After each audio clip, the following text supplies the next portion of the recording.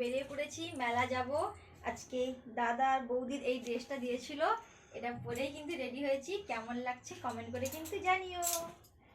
অনেক দিন পর এই ড্রেসটা পরলাম, কেমন লাগছে তোমাদের কিন্তু বলো।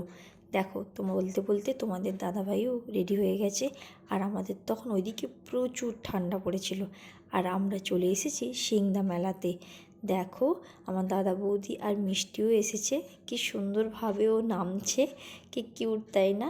আর এখানে কত সুন্দরভাবে ডেকোরেশন করা হয়েছিল, আমার তো বেশ ভালো লাগছিল। তারপর এখানে একটু ফটো সেশনের জায়গা ছিল, সেখানেই আমরা কিছু ফটো ভিডিও করে নিয়েছিলাম, এবং জায়গাটা বেশ বড় ছিল এবং ভিড় ছিল, তাই আমাদের টাইম পেতে অনেকটাই দেরি হয়ে গিয়েছিল।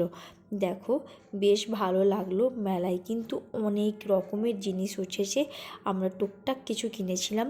তারপর ওই দিন যেহেতু নিরামিষ ছিল, তাই নিরামিষ পাপড়ি চাট খেয়েছিলাম, যেটা কিন্তু অসম্ভব সুন্দর খেতে ছিল।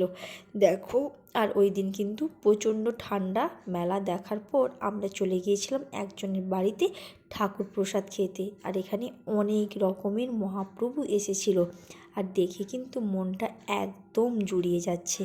আর সঙ্গে সঙ্গে আমার মাও কিন্তু চলে এসেছিল। দেখো মায়ের সঙ্গে একটু ফটো ভিডিও তুলে নিয়ে প্রসাদ খেয়ে বাড়ি চলে আসি। টাটা।